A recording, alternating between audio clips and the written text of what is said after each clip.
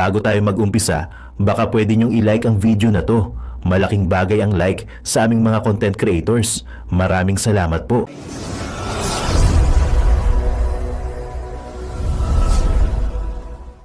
Na-address ko ang pamunuan ng INC, ang vlog ko ito, mga sasabihin kong ito ay sa mga pamunuan ng INC at sa mga ilang INC. Sipin mo ha, pamunuan ng INC ang gusto niyang kausapin dito ha. Ang yapang talaga ng sa INC dahil pinagsalita niyo ang isang taong wala namang integridad. Bakit mo sinabing walang integridad? Grabe mangisulto, di ba? Grabe mangisulto. Nangyari sa mga pinagagawa nito ni Marcoleta. Obvious, chismoso, at diba? kawawa. Grabe talaga magsalita yung sa mga INC, sa mga pamunuan ng INC, ipapanalo ninyo si Marcoleta. Bakit? Kung hindi ito mananalo bilang isang senador, kahiya-hiya kayo, tandaan ninyo. Diba? Yung challenge niya. Voting kayo. No? Pero tandaan ninyo ha, diba? sa listahan ng mga, may pahabol pa yan talaga ng pang-insulto. ng members, ikatlo lang kayo ay nasa 6 na milyon. Pero yung 6 na milyon na yun, hindi yun lahat botante. Dahil kasama sa bilang na yun ang mga bata, kasama sa bilang na yun yung mga teenager, na mga hindi pa mga botante. So kung tingnan natin kung may chance kasi parang si Castro magsalita. Ipapanalo itong si Marcoleta, kahiya-hiya kayo, yun lang. Diba? May challenge Hindi nyo pa rin matatalo. Tingnan ninyo ha. Tandaan ninyo, ang pinakamalaking bahagi pa rin ng ating mga botante is real talk, katoliko. Para mahugasan at mapatunayan nyo kayo'y malakas, ipapanalo nyo itong si Marcoleta plus ang KOJC sa inyo na yan. Nasaan ka na, boss? Lumabas ka, sutukan tayong dalawa para malaman natin kung gaano kalupit yung nguso mo, kundi pasabugin ko yan. Boom! Alright mga babayan, oras na para magbawi sa mga demonyo, no? Na mga umapi kay Senator Marcoleta. Tulad nung dati, talaga namang masyadong nilait-lait tong ating kapatid na si Kong Marcoleta. Ngayon ay senador na. Sabi ko nga sa inyo, balikan natin, bawian natin tong mga umapi at umalipusta dito kay Senator Kong Marcoleta. Okay. Ano ba yung mga parutsada, no? Paninirang puri, paninira, pagmumura, pag-aalipusta dito kay Senator Marcoleta, si Marcoleta, no?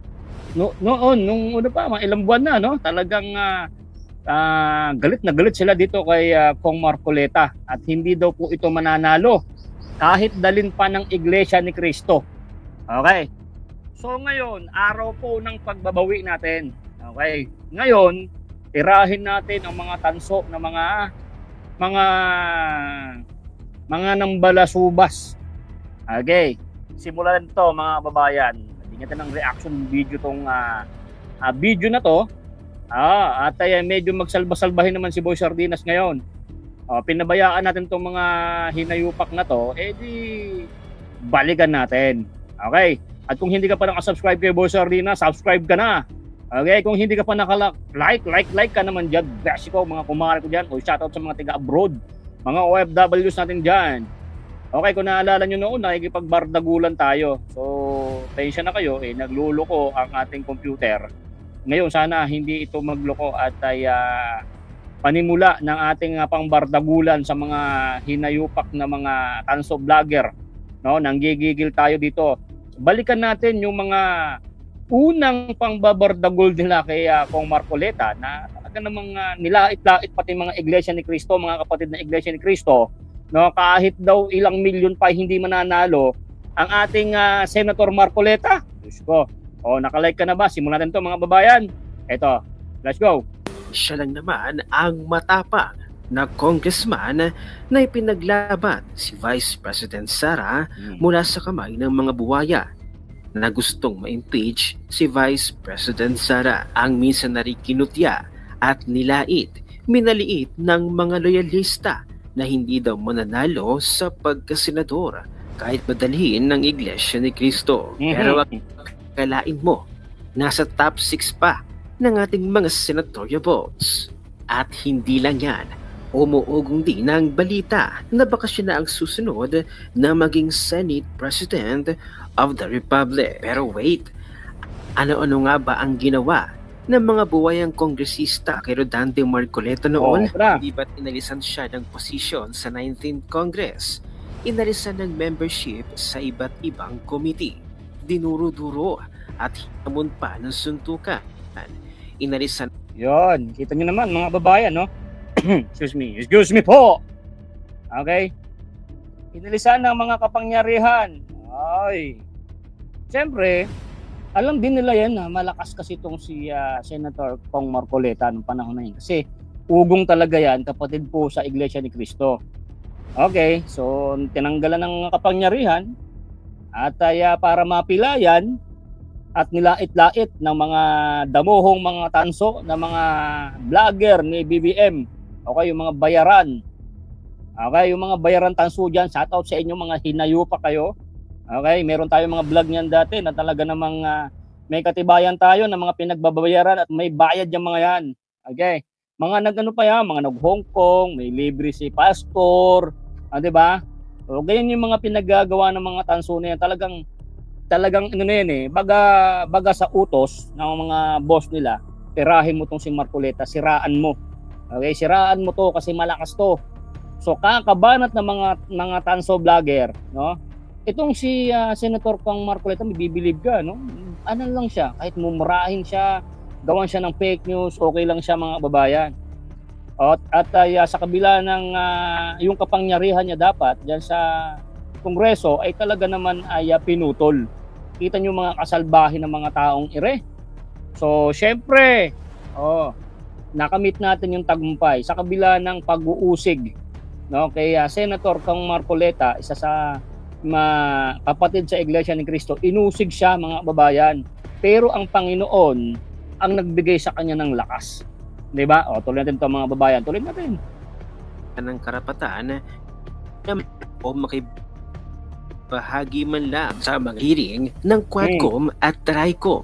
At higit sa lahat, hinamak ng husto ng hindi man lang binigyan at pinagkaitan ng hopya ayon sa post ni Jay Sonza. Hello Batasan, you have a problem. Para kay Martin Romualdez at sa kanyang mga asong congressman, look what you have done for being brazenly arrogant. You just made a small fry party list representative a giant national political figure and a political hero. Attorney Rodante Dizon Marcoleta, representative sa GIP party list, inalisan ng posisyon sa 19th Congress, inalisan ng membership sa iba't ibang committee, dinuro-duro at hinamon pa ng suntukan, inalisan ng karapatan na makapagsalita o makibahagi man lang sa mga hearing ng Quadcom at Tricom, at higit sa lahat, hinamak ng husto nang hindi man lang binigyan at pinagkaitan ng hopya. Masdan kung ano ang naging kapalit ng inyong pambubusabo sa kanya. Look at him now. Naging pambansang simangot, tagapagtanggol ng most trusted and most loved Vice President and elected by 32 million Filipinos. Attorney Sara Duterte, the 1987 Constitution and the Law. Isa na siyang senador, posisyon na minsan miniti at inambisyon ni Speaker Martin Romualdez, ngunit hindi niya napagtagumpayan. Senator Rodante Dante Dizon Marcoleta, a distinguished gentleman from Tarlac, Pampanga, in the Republic of the Philippines, member of the upper chamber of the 20th Congress. Hello Batasan, you have a problem. Samantala, binalikan ni Certified DDS Matarahug ang BBM vlogger na ito na minaliit ang Iglesia ni Cristo at si Rodante Marcoleta. Patunayan daw ng Iglesia ni Cristo na black voting sila. Papanalunin nila itong si Rodante Marcoleta. At kapag hindi nga daw nanalo bilang senador, si Marcoleta ay katawa-tawa daw ang Iglesia ni Cristo. E ano kayo ngayon? Pang top 6 si Marcoleta. Narito ang comment at reaksyon ni Matarahug, panoorin natin. Singilin na natin yung kayabangan. Okay, eto na. Eto yung mga kasama yung mga DDS na mga batikan. Humanda kayo ngayon. Pagkatapos siya, tayo naman magkokomento mga kababayan. Sisingilin na natin itong mga hinayupak na mga re. Okay, at ay boto nga kayo mga babayan. Payag ba kayo na si Senator Marcoleta ang papalit na kay Chis, no? Dapat masipa na yan kasi may pinapanigan. Hindi tumutupad sa kanyang tungkulin na sinumpaan. Kitang-kita nyo naman ang talagang ang galawan ni Chis. Dapat yan talaga yung mga yung mga malulupit, yung mga abogado, kasi boto kayo ng boto ng mga wala namang mga sikat-sikat lang na mga ganyan. Wala mang alam sa batas kung hinang yan. Ganyan na nangyayari sa Pilipinas. Dapat mga ganito ang mga inuupo sa bansang Pilipinas, yung talagang nag-aral, nagsunog ng kilay. Hindi yung mga nagsunog lang ng mga pera dyan. O ng mga sus. O eto, banatan mo nga yung boss. Ni Alfred Guzman, aka Canada. Hindi ko makalimutan yung pang-iinsulto mo sa Iglesia ni Cristo. Boom! Noong kasagsagan ng kanilang ginagawang peace rally.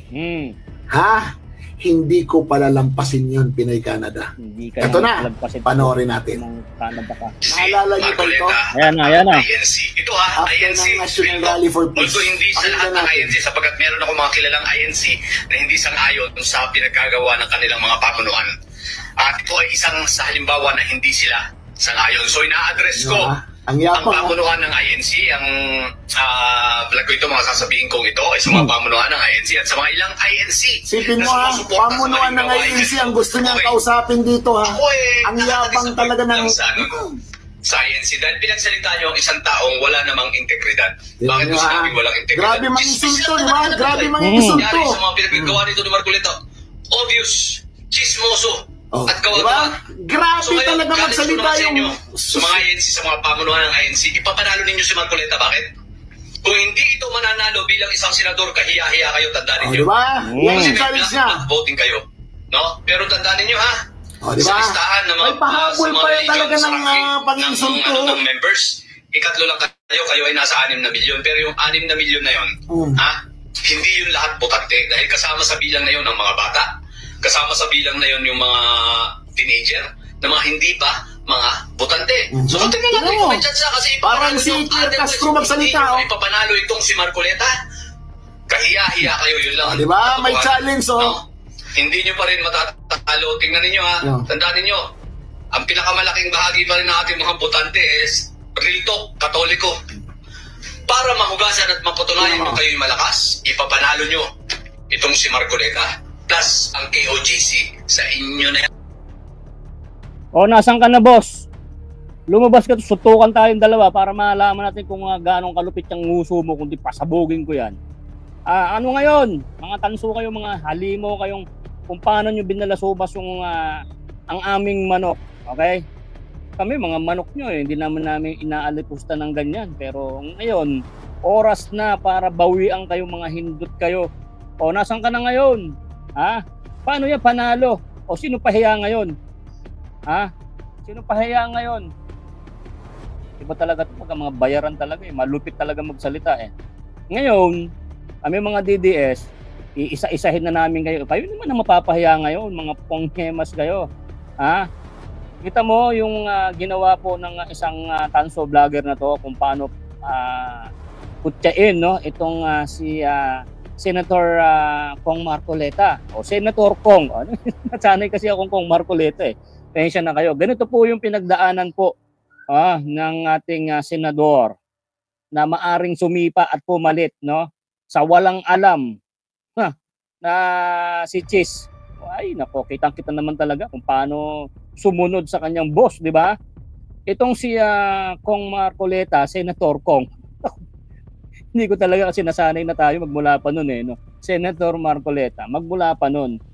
Okay, ay talagang pilit siyang binabagsak ng mga kalaban. Kasi alam po nila na matalino po itong ating manok. At ay inutusan itong mga hinayupak at mga hindot na mga tanso vlogger na isa-isahin na talagang banatan itong ating manok ng ating idol na si Senator Marcoleta. Ilan pa lang yan, marami ho ang bumanat po kay Senator Marcoleta. Diyos ko, marami po. Marami ang umalipusta, talagang binaboy yung pangalan niya. Excuse me. binaboy, at talagang pinahiya sa madla. Diyos ko, itong hindot na to, nasaan ka bang demonyo ka? Ha? Ngayon lumabas ka ngayon, mag-vlog ka ngayon. Oh, paano gagawin mo diyan? Pahiya ka ngayon, si Raulo. Nasa Canada ka, pag uwi mo ng Pilipinas, baka salabungin kita ng isang kamausang uso mo, lintik ka eh. Oh, asa ka ngayon? Oh, may nagawa yung ano mo, yung pagpo-promote mo na wag iboto at wag suportahan itong aming manok na si Senator Marcoleta. Sikmuraan kitang bullshit ka eh. Oh, tuloy pa natin to. Ngayon ang oras at ngayon ang mga araw ng pagbabawi natin sa mga umaalipusta sa aming mga manok na PDP laban ni Tatay Digong, yung mga vloggers, no? Umpisahan na natin yung mga dati yung pagpapahiya, no? At pag-aalipusta. Iilan lang pa lang ito mga babayan, no?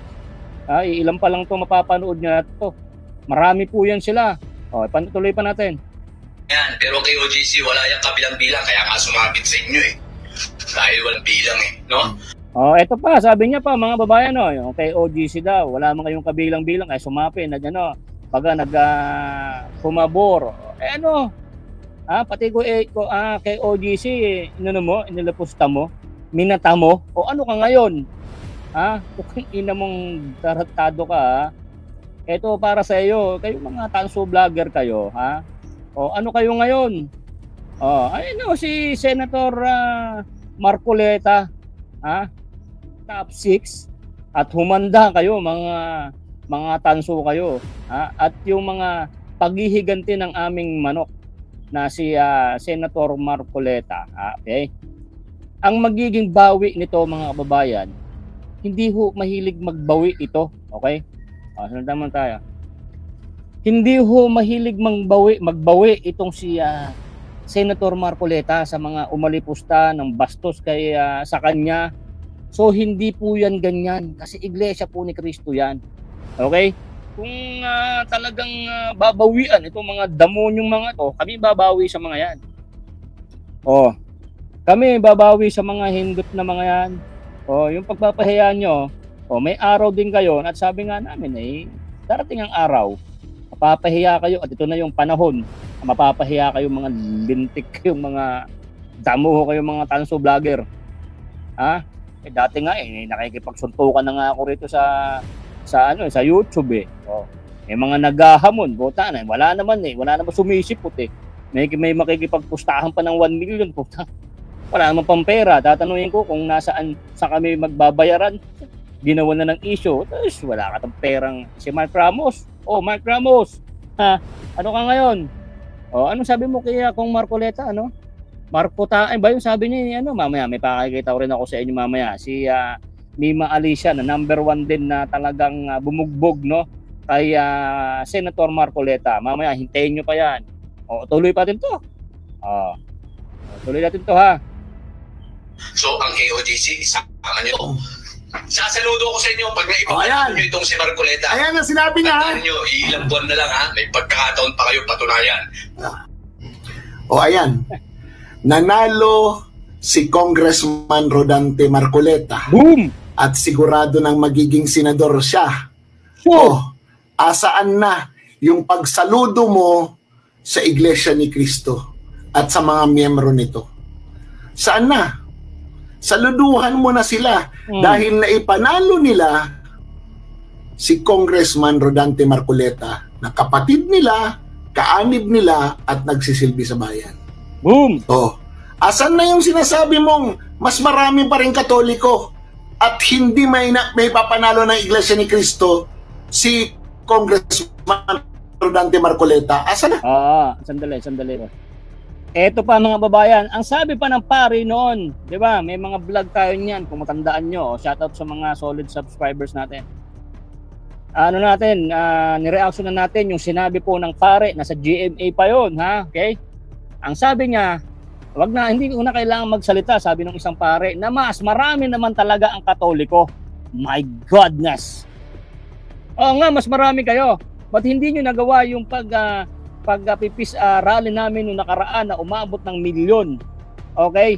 Tapos meron kayong usapan na magrarally kayo sa EDSA na halos talaga namang hindi nyo nga na ipatraffic. Nasaan yung milyon na mga Katolikong sinasabi nyo?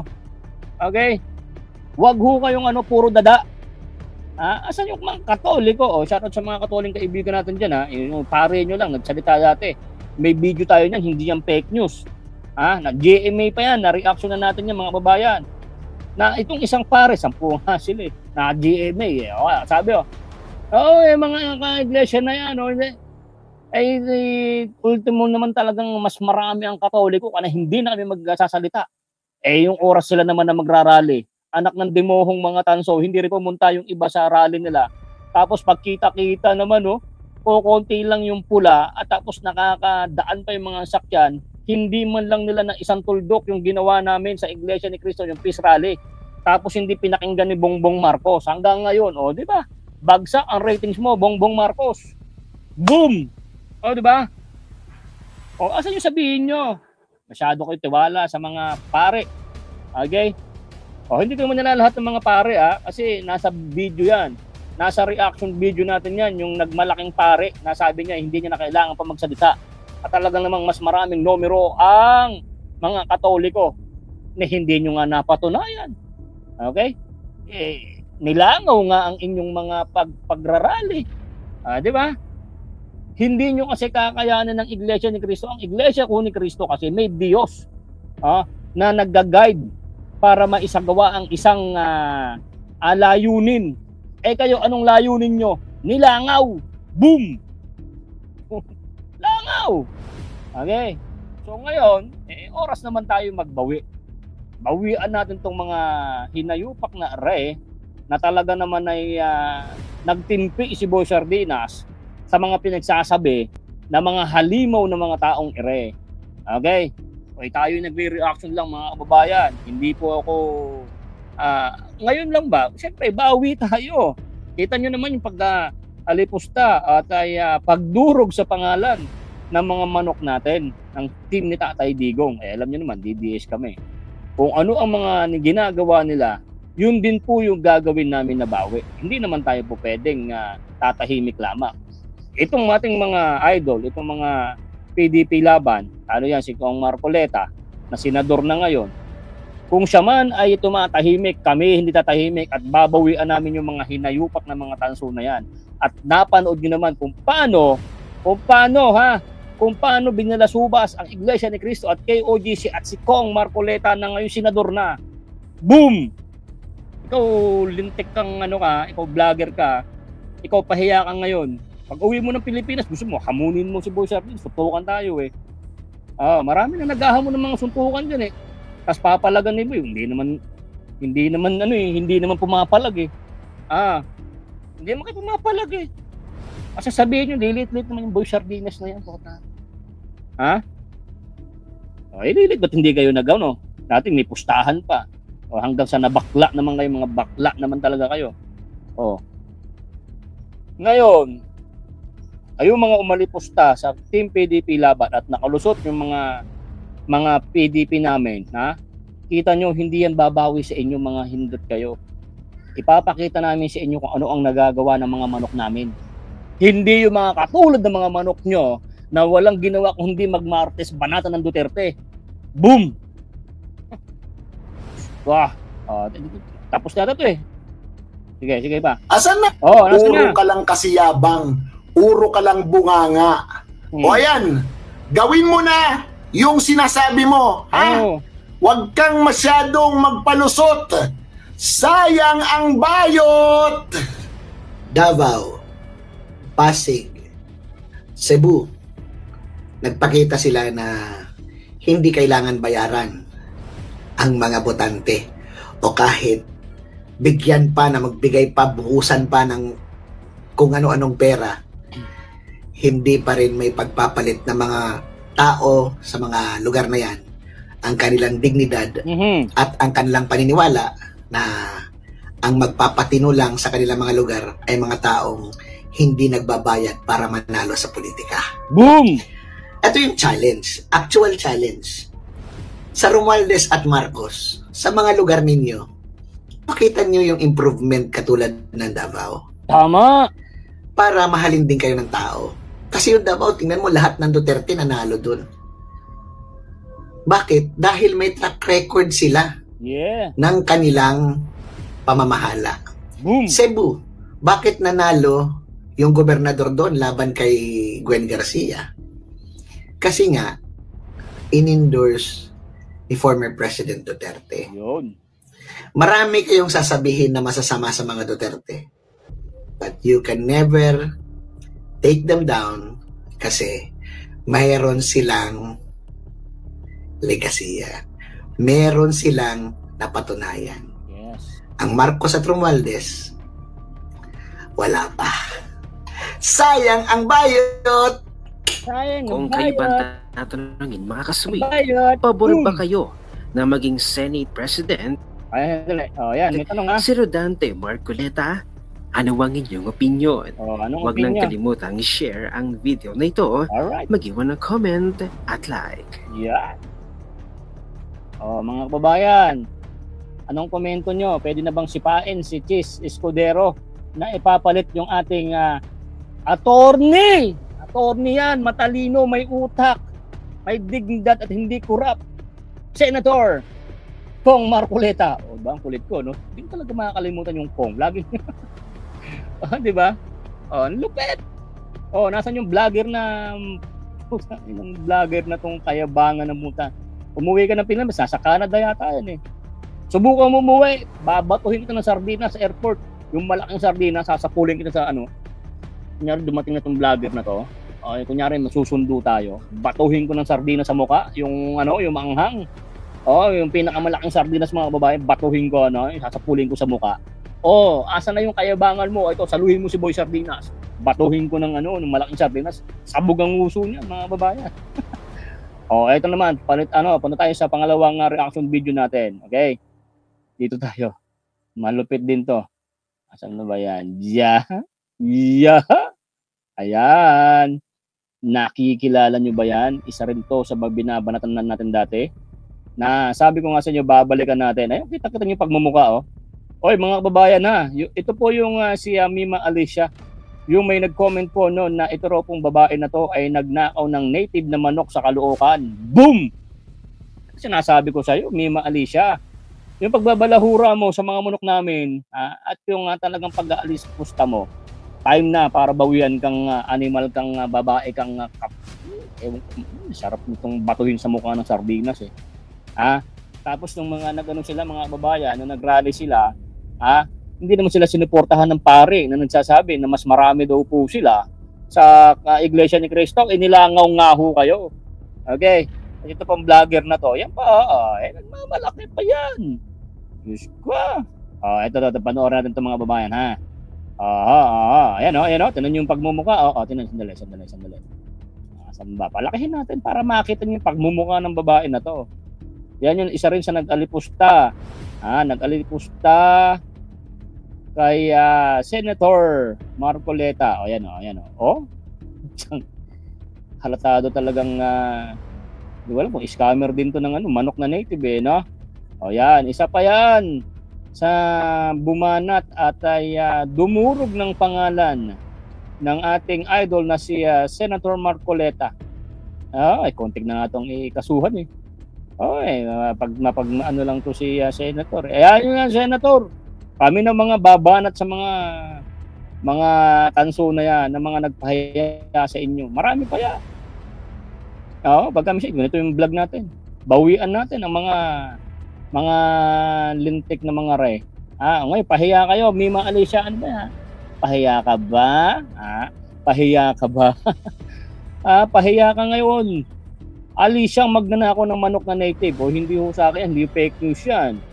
Okay, kung mababalikan nyo yung aking vlog nung nakaraan, nabasa ko sa comment section.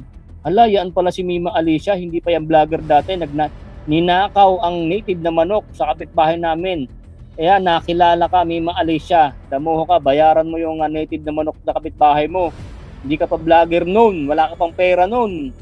Magnanakaw ka ng native na manok ayon sa comment na nabasa ko. Nandyan yan, hindi yan fake news. Hindi ako mahilig maggawa ng isang kasiraan ng tao.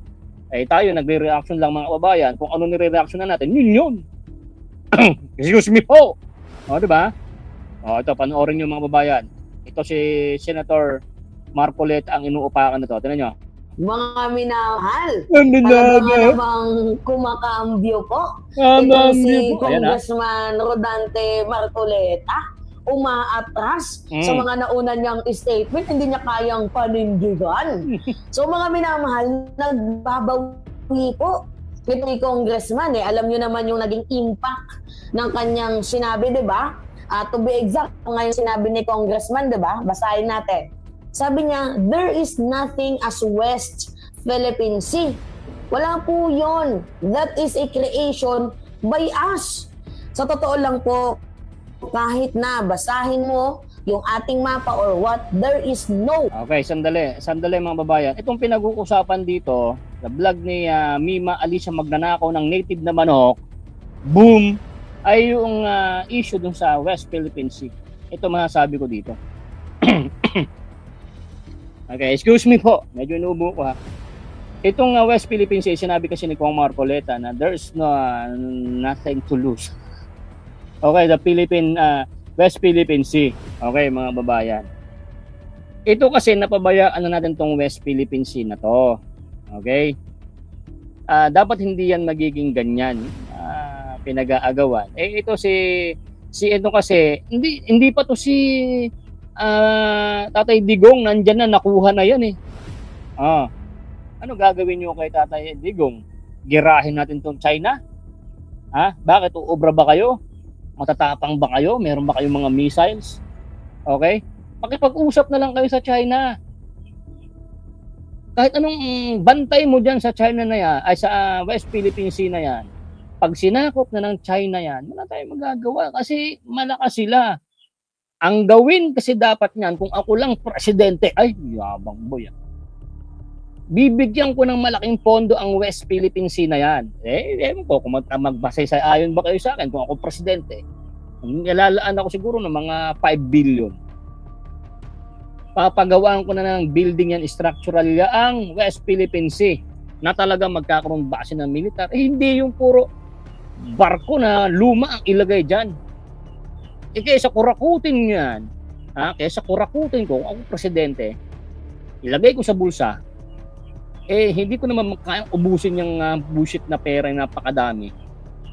Bago ko mamatay o ano man, ilaan ko yan sa ikakaganda ng Pilipinas para hindi na agawin ng China itong Bisaya ka man doon. Excuse me po. Yung West Philippine Sea, tayuan na natin. Na talaga mapapatunayan mo talagang katulad ng ginawa ng China. Kayang-kaya yan, marami tayong pera. Binubulsa lang ng mga demonyo, mga magnanakaw na mga buhaya. Okay? Hintayin nyo yan, kakausapin ko si Kong Marcoleta, si Senator Marcoleta. Bigyan namin ng pondo yung West Philippines yan. Gawa na lang ng mga building yan ng base militar para hindi na pag-interesan ng mga ibang mga bansa. Yun! Okay, alam mo, magmi-meeting kami ni Senator Marcoleta. Ang lupet, no? So dito kasi, nagsalita yan. Alam niyo naman wala na yun eh. Mahirap nang makuha yung tinayuan ng China na yan. Gusto nyo, para makuha natin yan, paliparin natin yung mga jet natin, tirahin natin yung isla na yan. Simula na ng gera. Kayo mga matatapang kayo dyan, baka mag-akyatan din kayo sa mga bundok. Baka pag nakita nyo umuulan na ng mga missile at bumababa ng mga China dito para upakan yung mga sundalo natin, baka magsitaguan na kayo. Magagaling lang kayo magsalita kasi wala pa yung gera. Diyos ko! Baka pag nakarinig na kayo ng mga putok, yung mga putok dito, yung mga putok ng baho. Alam nyo, itong mga mayayabang na mga kalamong napakalulupit, no? Makarinig lang kayo ng baril, baka magsitaguan na kayo, pero sa social media, damo mga re. Iba yung gera. Okay? Iba ang mga putok niyan, iba yung mga missile, iba yung gurguran diyan. Ngayon magbili-bili si BBM ng ng mga jet. Ano bang mga jet na second hand? Tapos iilang piraso itatapat mo sa China. 1,000 of jets. Ilan lang tayo? 20 lang yung ating 20 lang yata yung ating jet. O mga helicopter, ilan yung missile? Itatapat mo sa libong jet. baka 100 jet lang lumipad ng jet ng China wala na, lusak tayo. Mas maganda dyan, magpakumbaba ang Pilipinas. Magpakumbaba ka, wag mo silang awayin. Dapat ang gawin dyan kasi pinag-iinteresan talaga yung isla na yan. Kung ako lang ang presidente, okay, China, come here. I want to your opinion. I want you and me to join this island with English and why? I will give you 60-40. 60 for you, 40 for the Philippines. How many years? So, gawa tayo ng kasulatan. How many years? Before you bring back to the Philippines that island. Okay, mga 20 years. 20 years, Sa akin, opinion ko lang yun, mga kababayan. Okay, 20 years, I will sign up kung ako ang presidente. Meron tayong 40%, sila is merong 60% kasi sila yung maggagawa ng structural dyan, magsisip-sip ng mga sipsipin, ng mga gasolina, mga langis. Biruin mo sa 20 years, huwag nyo naman ubusin yung langis sa 20 years. 10 years na lang siguro, hindi naman kaya ubusin yan kasi meron naman yan na pag-aaral kung gaano katagal mauubos yung langis na yan. Halimbawa 40 years bago maubos yung laman ng deposit dyan. Okay, 20 years, I will sign up this contract. Then after 20 years, this island bring back to the Philippines. Okay, that's the contract for you, Mr. President China. Diba? Yun. Kasi, wala tayong panggawa kaysa makipagputukan ka dyan, kaysa bombahan ka dyan, hindi ho tayo ubra dyan. Ang kukulit nyo. Yung iba dyan kasi matatapang lang, matapang lang sa salita. Kung napapanood nyo sa ibang lugar, yung mga naghuulanan ng mga missile, ewan ko na lang kung saan kayo dudurugin tayo ng mga yun. Diyos ko, pala mong katatapang. Sasabak nyo yung mga sundalo natin dyan sa gera. Anong laban niya? Sinasabi lang talaga nila na matapang sila kahit pupulbusin lang sila. Kasi may sinumpaan yung mga sundalo na yan. Mamatay man sila, mapagbagsakan man sila ng mga drone bomb dyan, mga missile dyan, handa kasi silang matsugi dahil yan sinumpaan nila. Kahit alam ng presidente na hindi tayo ubra, girahin yung hindi, tanda kakausapin ko si Senator Marcoleta. Bigyan natin ng yan, ng tawag dito, ng budget yung West Philippine Sea na yan, o makipag-meeting kami dun sa China. Ba? That's my opinion. Ewan ko kung ikaw nanonood kung okay lang ba sa'yo. Di ba? Kaya nga tayo nagre-reaction. Malay nyo, magustuhan ni Senator Marcoleta at ay tama ka nga boy. Samahan mo ako sa China at makikipag-meeting tayo. Di ba? Sabi ko sa'yo tingnan nyo. Ito. Yan yun. Ayan yun West Philippine Sea. So, pinaliwanag ko na sa inyo. Masyado na mahaba. Bakit mo nasabi na there is nothing as West Philippine Sea? Pinaliwanag ko na yan. Bugo. Sa lahat po ng nakikinig, tandaan po rin, atin po lahat yun. Kahit ano pong mangyari, hanggang sa huling patak ng ating dugo, ilalaban po natin yan. Ayan Tingnan nyo kung paano tumawa itong demonyo na to. Mga kababayan, nagpaliwanag naman din si Kong Marcoleta, pero yung paliwanag ko sa video na to, ng reactionan, kasi ayoko nang mahaba na itong video na to, yung sinabi ko, yun na yung paliwanag ni Kong Marcoleta at yung reaction video para sa video na yan. Ito sabay, mayroon pa ba yan? Tingnan yung itsura nila. Daw, kahit ano daw yung mangyari, kahit huli. Ito. Mga minamahal. Continue tayo. Ang sinabi ko lamang po, nung pinangalanan po yun ng West Philippine Sea, tayo lang pong gumawa nun Yan na naman. Ginugel nung halimbawa, ba't pinag-aawayan naman? So, ang pinaglalaban ni Marcoleta, wala naman talagang pangalang West Philippine Sea. Dahil ang tawag sa China, ang tawag doon ay South China Sea. Pero mali kasi yung pag-construct mo ng binitawan mong salita na parang pinapamukha mo na wala naman talagang West Philippine Sea. Huwag na kayong makipaglaban, huwag na kayong makipag-away. Huwag nyo nang yan. Mali yung pagkakakonstruct mo ng ng sentence Kung yan yung point mo, ng interpret ka nila. Pero ito yung mali. Kagaya ng content na ginawa ko. Di ba may question? Hindi. Ikaw lang kasi ang tanga. Ikaw lang hindi nakakaintindi sa sinabi ni Senator Marcoleta. Ikaw ang gumagawa ng issue about sa sinabi niya. Tapos sinabayan ng mga ibang mga bashers. So kahit nagpapaliwanag itong si Senator Marcoleta, hindi niyo tinatanggap kasi mga bobo, mga tanga kayo. Yun lang yun. Sus! Ang dami pang paligo-ligo, Mima Alicia. Hindi mo lang din kasi matanggap at hindi mo maintindihan yung paliwanag niya dahil nga bobo ka, gaga. O, di ba? O, yan. Yun ang paliwanag doon. Pipilit talaga niya yan. Makikita eh.